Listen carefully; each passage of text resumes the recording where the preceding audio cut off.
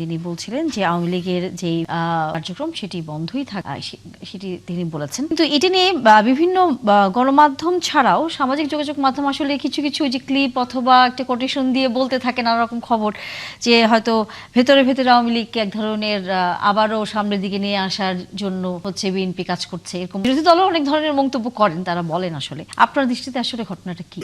আপনাকে ধন্যবাদ এবং আলোচনায় সম্মানিত আলোচক যারা আছেন হেলাল ভাই সহ তাদের জন্য শুভেচ্ছা রইল, যারা শুনছেন সবার জন্য শুভকামনা।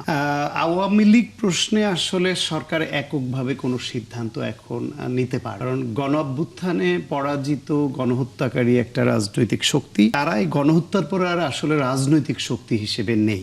16 বছর ধরে গুম, হামলা মামলা, আয়নাগর করা, টাকা পাচার করা, রাজনৈতিক দেশের ভোটের অধিকার হরণ করা, সাংবিধানিক প্রতিষ্ঠানগুলোকে ধ্বংস করা এবং বহুবিধ কোনো ফর্মুলায় কোনোভাবেই, কারণ যদি নিবন্ধন স্থগিত না হতো তাহলে তারা কোনো নেতা কোথাও তাদের যেখানে যেখানে পকেট আছে, ভোট ব্যাংক আছে, নির্বাচন করতে পারতো এবং করে হয়তো খুনিরাও এমপি হয়ে আসার মতো সুযোগ তৈরি হতো কিনা এই আশঙ্কা কিন্তু কোনো এলাকায় আছে। সেই হিসেবে তখন এই যে নির্বিঘ্নভাবে যে বিচার নিরপেক্ষভাবে সেটা বাধাগ্রস্ত হতো কিনা, ফলে তাদের কার্যক্রম নিষিদ্ধটা ছিল সময়ের দাবি, এখনো পর্যন্ত সেটা বহাল সময়ের কারণেই কার্যক্রম নিষিদ্ধ থাকা উচিত। এই জন্য যে আওয়ামী লীগের মধ্যে এখনো আপনি কোনো অনুতপ্ত হয়েছে এমন কোনো ভাব দেখবেন না, তাদের মধ্যে কোনো রকম রিকনসিলিয়েশনের কোনো বিষয় নাই। তারা যে ভুল করেছে সেটা না করে তারা তাদের কাজকে জাস্টিফাই করছে এবং খুবই নরমালি তারা অন্যের উপর দোষারোপ চাপাচ্ছে। এই কারণে এখন সেইখানে হয়েছে কি, নির্বাচনটা যখন হয়,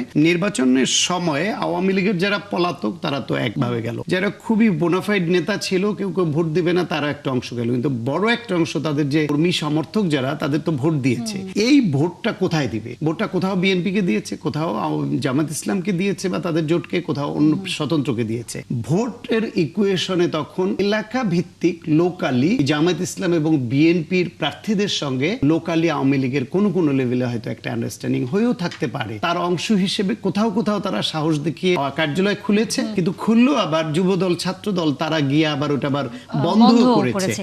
ফলে এই পরিস্থিতিতে বিএনপির উপর ওই দায়টা চাপিয়ে এই প্রশ্নটা মহাসচিবকে করছেন যে আওয়ামী লীগকে আবার না রাজনীতিতে পুনর্বাসন করা হচ্ছে কিনা, রাজনীতি চালু হবে কিনা। সাংবাদিকদের ওই প্রশ্নের জবাবে মহাসচিব বলেছেন যে তাদের কার্যক্রম বন্ধ আছে, অফিস বন্ধ আছে, বন্ধই থাকবে। তিনি নাকি কাদেরকে বুঝিয়েছেন?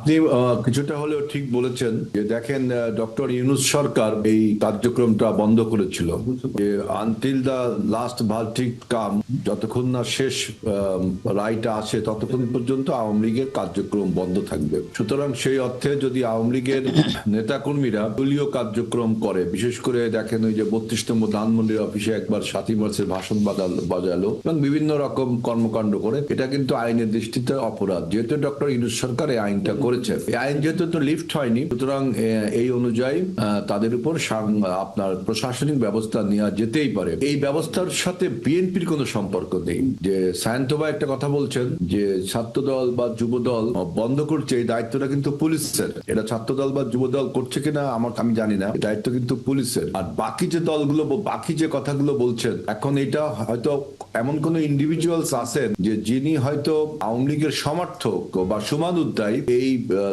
আন্দোলন এই অপকর্মের সাথে জড়িত না, কিন্তু দল হিসেবে কিন্তু আবার এই আওয়ামী লীগ নিষিদ্ধ। এখানে দুটো বিষয় আছে। একজন ইন্ডিভিজুয়াল যদি আওয়ামী লীগের ব্যানারেও কিছু করতে চায় তাহলে কিন্তু প্রশাসনিক বাধার সম্মুখীন হবে। সুতরাং আপনি নিশ্চিত যেটা বলেছেন যে এই ফ্যাসিবাদের সাথে জড়িত অন্য যে দলগুলো ছিল কিন্তু বাই নেম আপনার স্থগিত, এমন কিছু বলা হয়নি।